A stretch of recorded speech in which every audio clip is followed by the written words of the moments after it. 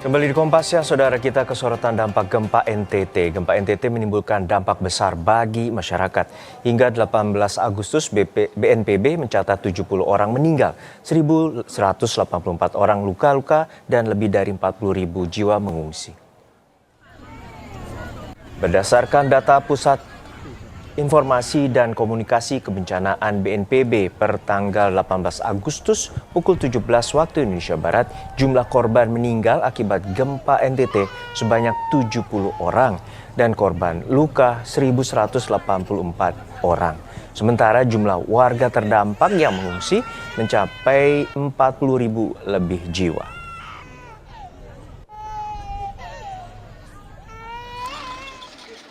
BNPB bersama tim gabungan menyalurkan bantuan logistik bagi masyarakat terdampak gempa di Pulau Palue, Kabupaten Sika, Nusa Tenggara Timur.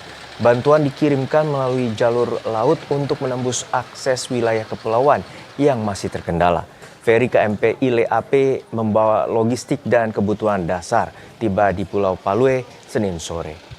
Bantuan terdiri dari tenda keluarga, matras, genset, sembako, beras, air minum, selimut, serta perlengkapan kesehatan dan kebutuhan anak. Setelah dibongkar, bantuan kemudian didistribusikan melalui jalur darat yang masih rusak akibat gempa. Meski akses terbatas, tim gabungan terus berupaya memastikan bantuan dapat tersalurkan ke masyarakat terdampak.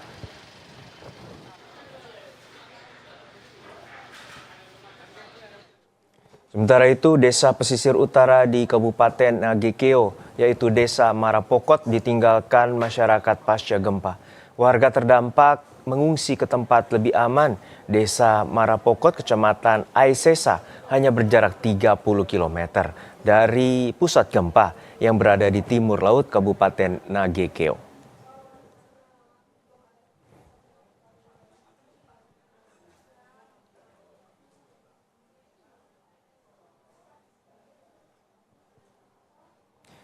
Minimnya penerangan menjadi persoalan bagi warga yang mengungsi akibat gempa di Kecamatan Reok, Kabupaten Manggarai, Nusa Tenggara Timur. Sementara itu, warga yang jauh dari lokasi pengungsian membuat tempat perlindungan swadaya sambil menunggu bantuan terjangkau ke desa mereka.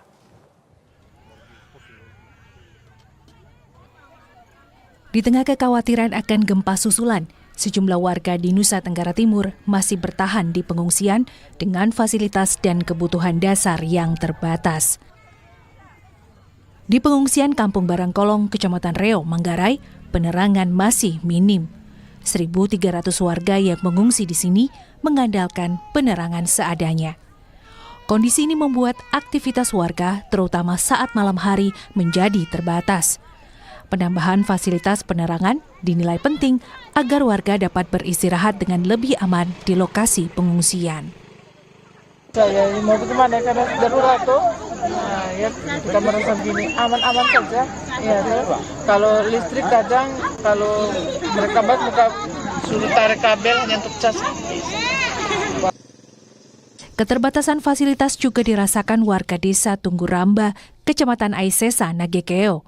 Desa ini menjadi salah satu wilayah yang terdampak parah akibat gempa. Lokasi pengungsian terpusat yang cukup jauh membuat sejumlah warga memilih bertahan di desa.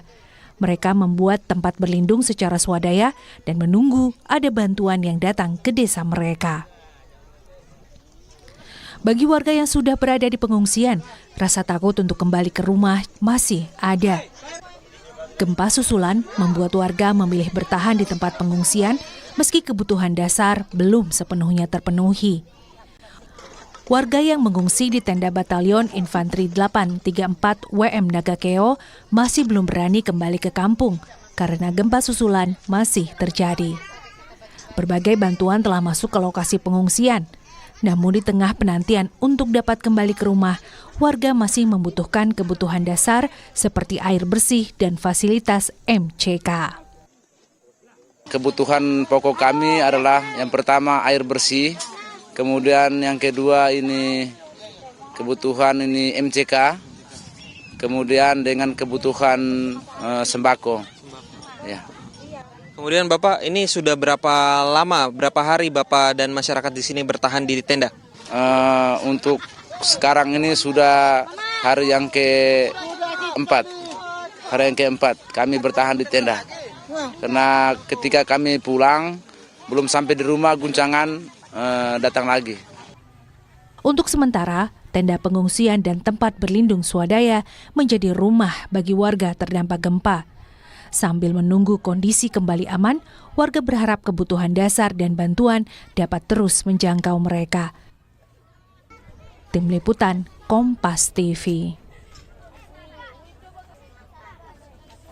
Kondisi terkini penanganan gempa di Nusa Tenggara Timur akan dilaporkan jurnalis Kompas TV Benediktus Aditya dan juru kamera Andika Pratama.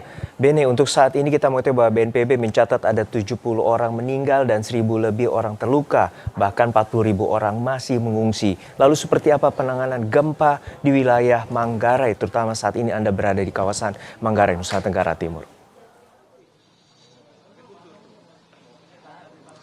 Iya, Juno dan juga saudara, memang baru saja ini bantuan logistik datang di kantor BPBD Kabupaten Manggarai dan ini terus berusaha untuk didistribusikan, di mana tadi kami melihat ada beberapa bantuan yang baru masuk, ya ini berupa beras, kemudian telur dan juga susu.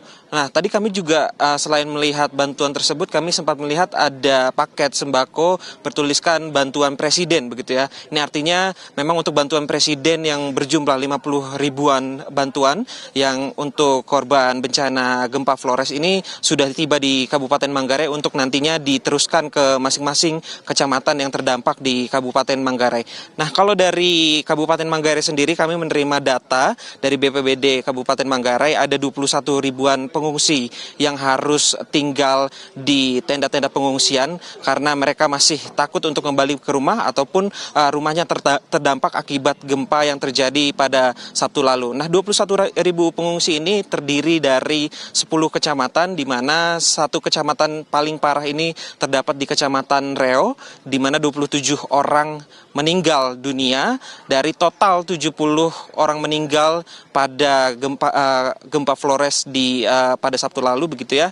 Dan juga kalau kami menerima informasi 32 orang luka berat serta 104 orang luka ringan. Selain itu, selain korban dan juga korban luka, maksud kami ini ada beberapa fasilitas yang rusak, dari rusak sedang, rusak parah, juga rusak ringan, totalnya mencapai angka 6.294. Nah, kalau dari informasi terbaru, kami juga menerima informasi bahwa nantinya Menteri Keuangan Purbaya Sadewa didampingi oleh Ketua Komisi 11 DPR RI, Muhammad Misbakun, ini akan datang ke kantor BPBD Kabupaten Manggarai untuk nantinya ini juga meninjau salah satu lokasi yang terdampak akibat gempa, ya ini di Kecamatan Wareii di Kabupaten Manggarai ini. Juno. Ya, berdasarkan informasi juga untuk penyaluran bantuan terkendala dengan akses terutama jalan yang rusak pasca gempa. Untuk saat ini seperti apa dan apakah juga Menkyu ataupun pimpinan DPR meninjau ke lokasi-lokasi yang masih terisolir? Iya, Juno, memang kalau untuk akses sendiri, informasi yang kami terima, untuk akses memang sudah bisa dilalui, artinya memang untuk jalur darat sendiri ini sudah bisa digunakan bagi relawan ataupun tim Basarnas, juga BPBD maupun BNPB ini bisa menyalurkan bantuan ke tempat-tempat yang terdampak akibat gempa yang terjadi pada Sabtu lalu, sehingga memang setelah nantinya didata di sini, untuk sembako dan juga bantuan bisa langsung didistribusikan ke 10 kecamatan yang terdampak di Kabupaten Manggarai. Nah, seperti yang kami informasikan, Juno dan juga saudara, memang nanti kedatangan Menteri Keuangan dan juga perwakilan dari Komisi 11 DPR RI ini akan ke salah satu lokasi yang berada di Kabupaten Manggarai, tepatnya di Kecamatan Wareii, dan juga akan memberikan bantuan di tempat tersebut. Begitu, Juno. Ya, Ben, untuk saat ini berdasarkan informasi BNPB dan juga Anda menemui sejumlah pengungsi di sana, apa saja kebutuhan yang paling dibutuhkan oleh warga saat ini?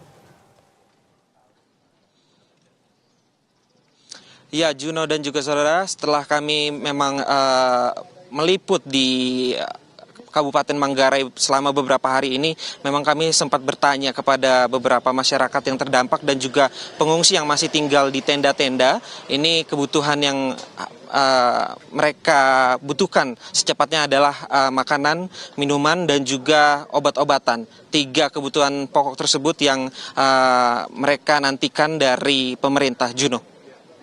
Baik, kita harapkan penyaluran bantuan bagi terdampak bencana gempa di NTT dapat tersalurkan dengan maksimal. Terima kasih atas laporan Anda, jurnalis Kompas TV, Benediktus Aditya dan juga Andika Pratama dari kantor BPBD Manggarai, Nusa Tenggara Timur.